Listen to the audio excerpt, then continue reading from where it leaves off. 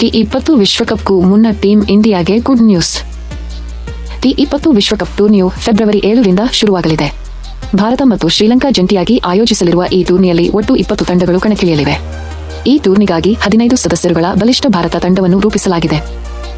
T20 ವಿಶ್ವಕಪ್ ಆರಂಭಕ್ಕೆ ಇನ್ನು ಉಳಿದಿರುವುದು ದಿನಗಳು ಮಾತ್ರ. ಫೆಬ್ರವರಿ 7ರಿಂದ ಶುರುವಾಗಲಿರುವ ಈ ಟೂರ್ನಿಗೂ ಮುನ್ನ ಭಾರತ ತಂಡಕ್ಕೆ ಗುಡ್ ನ್ಯೂಸ್ ಸಿಕ್ಕಿದೆ.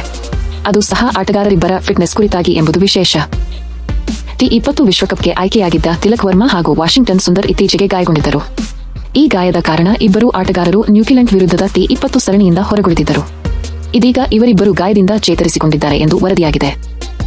ವಿಜಯ ಹಗಾರೆ ಪಂದ್ಯದ ವೇಳೆ ವೃಷಣ ತಿರುಚುವಿಕೆಯಿಂದಾಗಿ ತೀವ್ರ ಹೊಟ್ಟೆ ನೋವಿಗೆ ಒಳಗಾಗಿದ್ದ ತಿಲಕ್ ವರ್ಮಾ ಕಳೆದ ವಾರ ಸಣ್ಣ ಪ್ರಮಾಣದ ಶಸ್ತ್ರಚಿಕಿತ್ಸೆಗೆ ಒಳಗಾಗಿದ್ದರು. ಇದೀಗ ಸಂಪೂರ್ಣ ಚೇತರಿಸಿಕೊಂಡಿರುವ ಅವರು ಬೆಂಗಳೂರಿನ ನ್ಯಾಷನಲ್ ಕ್ರಿಕೆಟ್ ಅಕಾಡೆಮಿಯಲ್ಲಿ ಫಿಟ್ನೆಸ್ ಟೆಸ್ಟ್ಗೆ ಒಳಗಾಗಿದ್ದಾರೆ. ಈ ಫಿಟ್ನೆಸ್ ಟೆಸ್ಟ್ನಲ್ಲಿ ಪಾಸಾದ ಬೆನ್ನಲ್ಲೇ ತಿಲಕ್ ವರ್ಮಾ ಭಾರತ ತಂಡವನ್ನು ಕೂಡಿಕೊಳ್ಳಲಿದ್ದಾರೆ. ಮತ್ತೊಂದೆಡೆ ಬೆಕ್ಕೆಲುಬಿನ ನೋವಿನ ಸಮಸ್ಯೆಯಿಂದ ಬಳಲುತ್ತಿದ್ದ ವಾಷಿಂಗ್ಟನ್ ಸುಂದರ್ ಸಹ ಚೇತರಿಸಿಕೊಂಡಿದ್ದಾರೆ. ಅಲ್ಲದೆ ಇದೀಗ ಬ್ಯಾಟಿಂಗ್ ಅಭ್ಯಾಸವನ್ನು ಆರಂಭಿಸಿದ್ದಾರೆ. ಇನ್ನು ಬೌಲಿಂಗ್ ಅಭ್ಯಾಸಗಳೊಂದಿಗೆ ಅವರು ಎನ್ಸಿಎನಲ್ಲಿ ಕಾಣಿಸಿಕೊಳ್ಳುವ ಸಾಧ್ಯತೆ ಇದೆ.